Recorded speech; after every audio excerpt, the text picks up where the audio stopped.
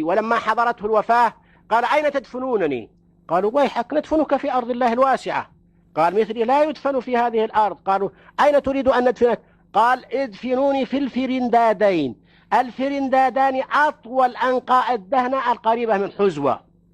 حزوة من المواضع التي كثيرا ما ذكرها في شعره، حزوة ومعقلة وغير ذلك.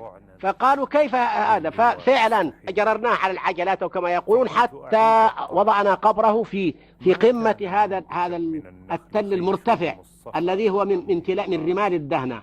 ولكنها ضعن لميت فارفع نواحل كالحيات رسلا ذميلها.